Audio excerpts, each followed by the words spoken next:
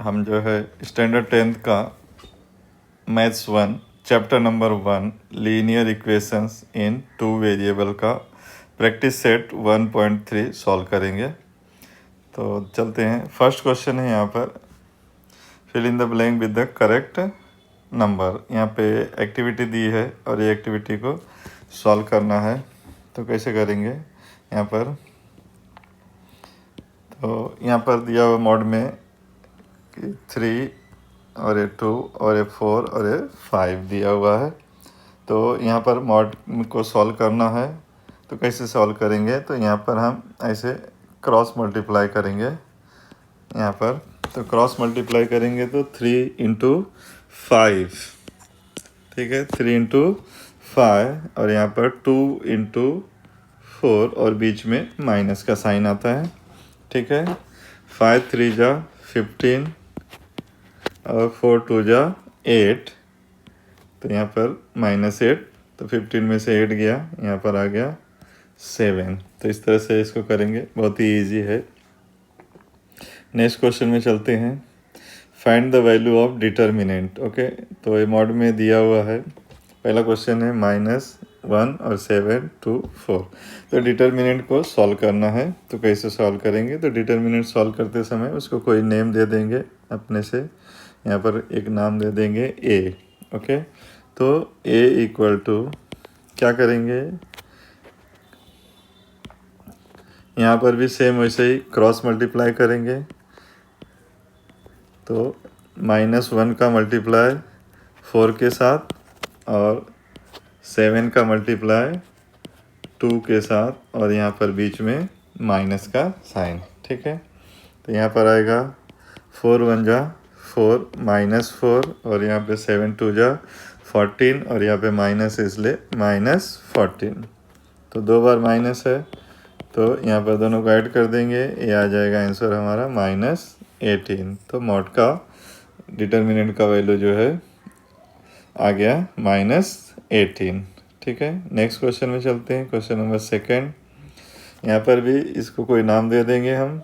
यहाँ पे दे दिया बी।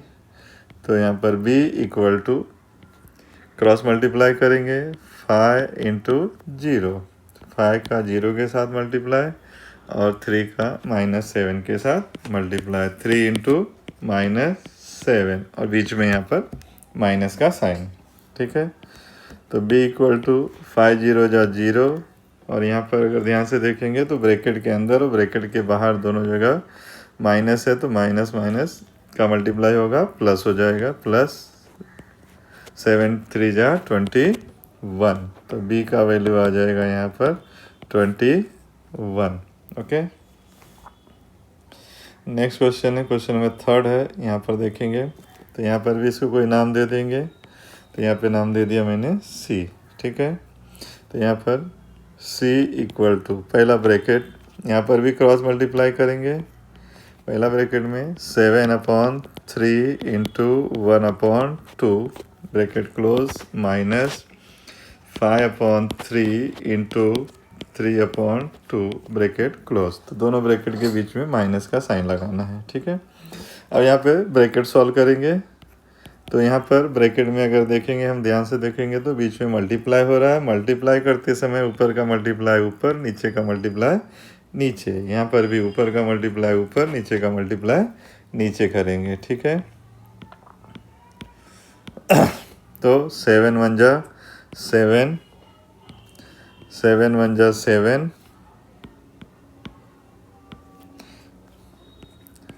और 2 3 जा 6 माइनस 5 3 जा 15 और 2 3 जा 6।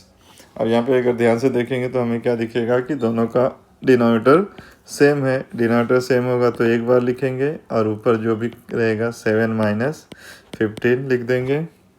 तो 7 में से 15 को माइनस किया तो आया 8 और डिवाइड बाय 6। इसको कट करेंगे 2 से, 2 4 जा और 2 3 जा। तो इस तरह से हमारा आंसर आ गया -4/3, ठीक है। चलते हैं क्वेश्चन नंबर 3 में आते हैं। क्या बोला है? Solve the following simultaneous equation using Cramer's rule. Cramer's rule का यूज़ करके हमें इसे सॉल्व करना है। तो ये कि यहाँ पे पहला क्वेश्चन है 3x minus 4y equal to 10 और 4x plus 3y equal to 5। ठीक है, तो यहाँ पर क्रेमर्स रूल में हमेशा याद रखेंगे कि हमारा इक्वेशन हमेशा इस फॉर्म में होना चाहिए, A X plus B Y equal to C, इस फॉर्म में होना चाहिए हमेशा इक्वेशन। ठीक है, यहाँ पर दो इक्वेशन है, एक इक्वेशन है 3x minus 4y equal to 10, हम इसको बोल सकते हैं a1x plus b1y equal to c1।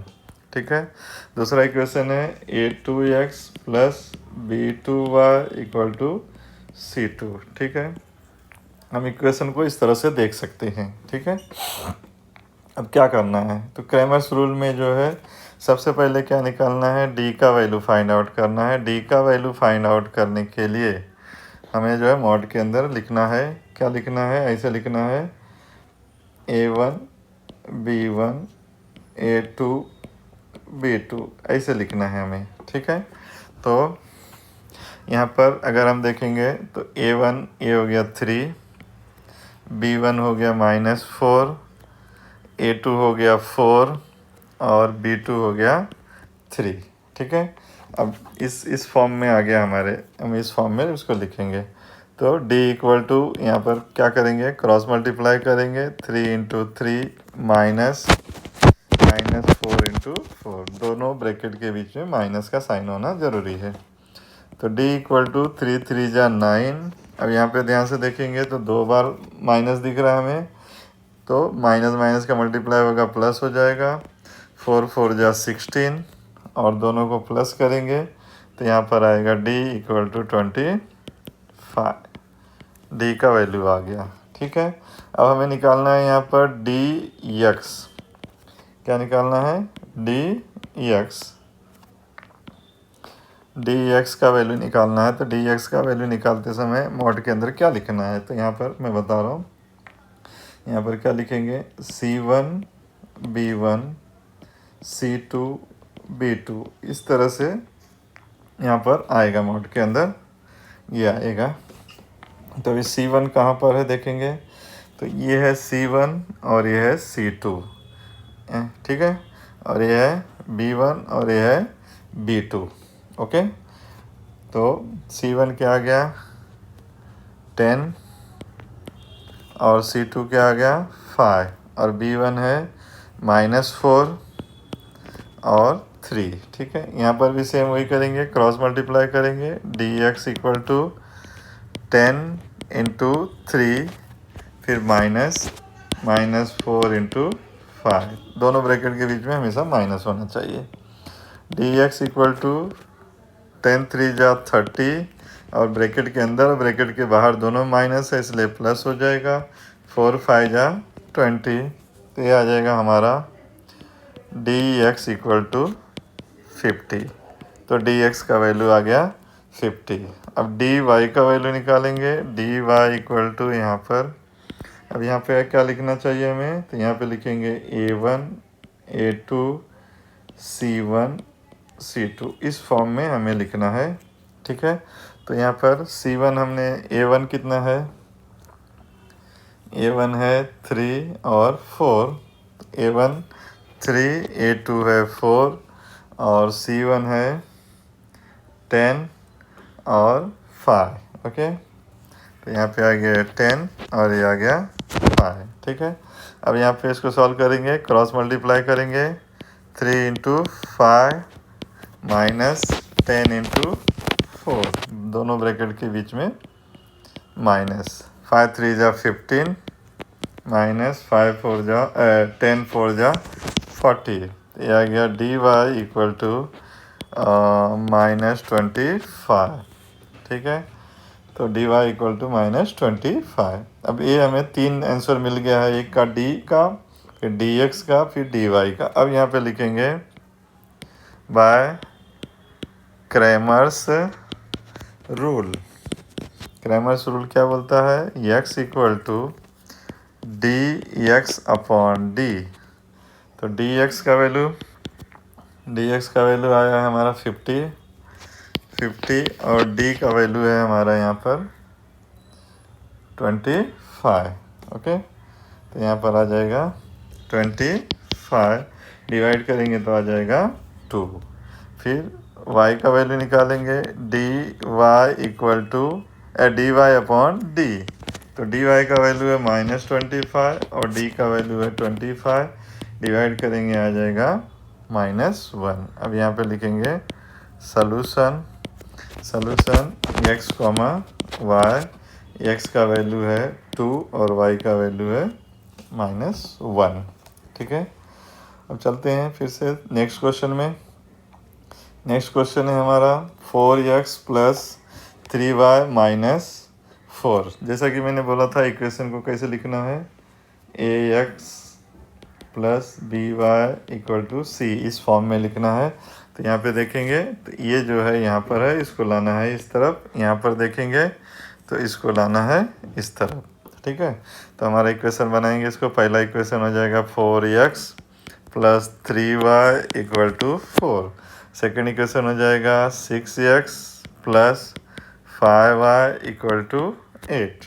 Okay, तो हमें क्या देखना है, a1x plus b1y equal to c1 और a2x plus b2y equal to c2, ये देखना है, इसको याद रखना है। ठीक है, पहले क्या निकालेंगे, d निकालेंगे। d निकालते समय क्या लिखना है, d निकालते समय a1 a2 b1 b2 इसका यूज़ करना है। ठीक है, तो a1 है यहाँ पर 4 और a2 है 6। ओके, तो ये हो जाएगा हमारा 4 और ये हो गया 6, और यहाँ पर b1 है 3 और b2 है 5, तो ये लिख लेंगे 3 and 5। ठीक है, अब क्या करेंगे, d का वैल्यू निकालना है, क्रॉस मल्टीप्लाई करेंगे 4 इंटू 5 माइनस 3 इंटू 6, दोनों ब्रैकेट के बीच में हमेशा माइनस आएगा। तो d इक्वल टू 4 5 जा 20 माइनस 6 3 जा 18, d इक्वल टू 2। d का वैल्यू आ गया। अब निकालना है हमें dx निकालते समय क्या लिखना चाहिए हमें, c1 c2 b1 b2 इसका यूज़ करना है। तो यहाँ पे c1 खोजेंगे, तो c1 है 4 और c2 है 8, b1 है 3 और ये b2 है 5। तो यहाँ पर आ जाएगा 4 8 3 एंड 5। ठीक है, अब यहाँ पे dx का वैल्यू निकालना है, तो क्या करेंगे, cross multiply 4 into 5 minus 3 into 8, दोनों ब्रैकेट के बीच में माइनस लगाना है। तो dx इक्वल टू 4 5 जा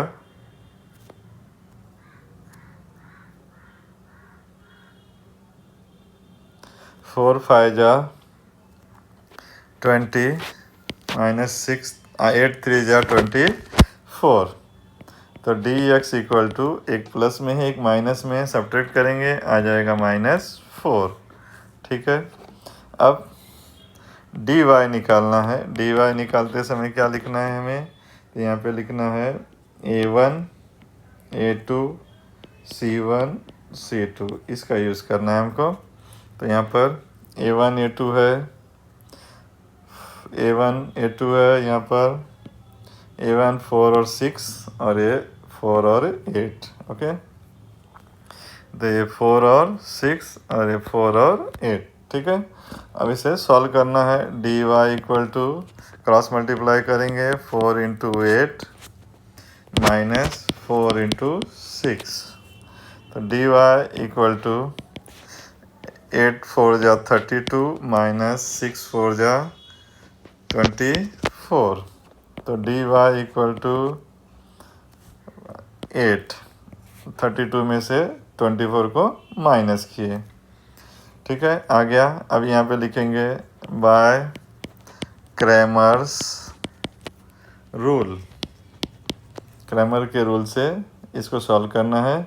ठीक है, तो क्रैमर के रूल से सॉल्व करना है, तो पहले लिखेंगे x equal to dx upon d। dx का वैल्यू आया है -4 और डी का वैल्यू आया है 2, तो इसको डिवाइड करेंगे आ जाएगा -2। फिर वाई का वैल्यू निकालेंगे तो डी वाई अपॉन डी, तो डी वाई का वैल्यू है 8 और डी का वैल्यू है 2, इसको डिवाइड करेंगे आ जाएगा 4। अब यहाँ लिखेंगे हम सॉल्यूशन में x comma Y equal to x का वैल्यू -2, y का वैल्यू 4। तो इस तरह से हम इसको सॉल्व कर देंगे। ठीक है, नेक्स्ट क्वेश्चन में चलते हैं।